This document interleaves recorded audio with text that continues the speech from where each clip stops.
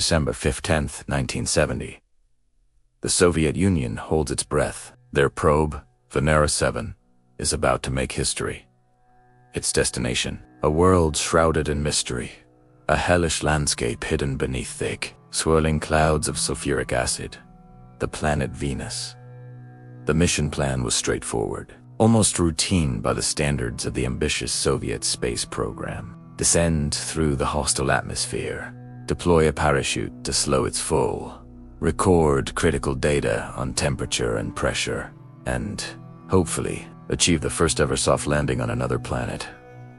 Everything was proceeding as planned. Venera 7 pierced the upper layers of the Venusian clouds, its instruments coming alive, diligently relaying information back across the vastness of space. But then, at an altitude of just 3 kilometers above the surface, the mission took a terrifying turn. The parachute, designed to withstand incredible forces, soothingly Tory. The probe, stripped of its braking system, began a terrifying freefall, plummeting towards the surface. The official reports that followed would be concise, clinical. They spoke of structural failure, of the immense pressure and scorching heat of the Venusian atmosphere, claiming another piece of human engineering. It was a tragic, but understandable end in such an unforgiving environment. However, buried deep within the raw telemetry data, a far more unsettling story began to emerge. A story that the Soviet engineers would quickly classify, hiding it from the world. You see, just 3 seconds before the parachute inexplicably failed,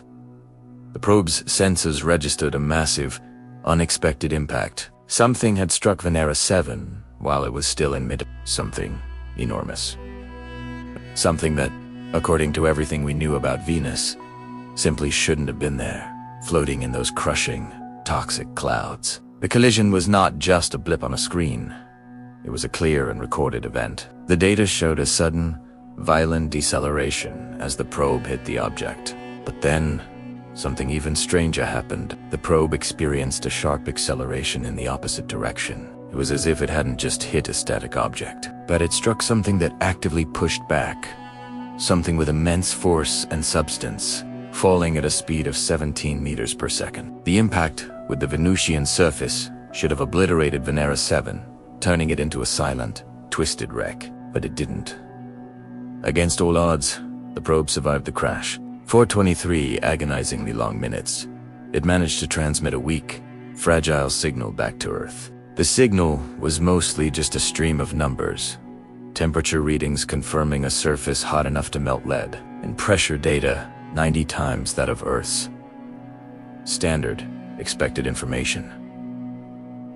But then, there was something else. One single, captured sound. It was a deep, resonant, and profoundly disturbing audio file. Engineers who heard it described it as sounding like something breathing, but through a filter of solid stone. A rhythmic, patterned sound that defied any logical explanation. This wasn't the crackle of static or the whine of mechanical interference. It had a cadence, a regularity that suggested something more, something intelligent. The conclusion, however terrifying, was unavoidable. The Soviet engineers suppressed the audio file, burying it under layers of classification. They understood the implications. Venera 7 had UNT collided with a random piece of space debris or been ripped apart by atmospheric turbulence. It had collided with something alive, something vast enough to float effortlessly in clouds of pure sulfuric acid. A life form ancient enough to have potentially witnessed the slow, agonizing transformation of Venus from a temperate,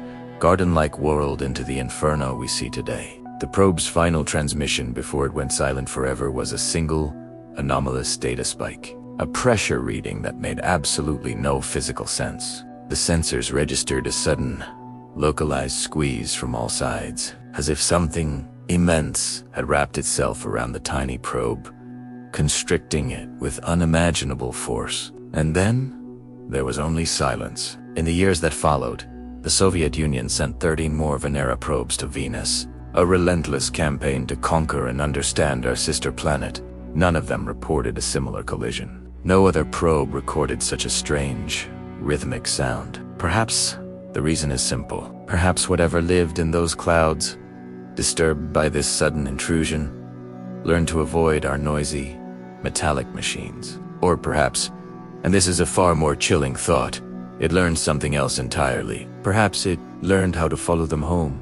The secrets of Venus remain locked beneath its clouds, and the final moments of Venera 7 serve as a haunting reminder that the universe is not only stranger than we imagine, but it may be stranger than we can imagine. What do you think happened to Venera 7? Let me know your theories in the comments below. Thanks so much for joining me on this journey into the unknown. If you enjoyed this story and want to explore more cosmic mysteries, make sure to hit that like button and subscribe to the channel. Don't forget to ring the notification bell so you won't miss our next deep dive. Until next time, keep looking up.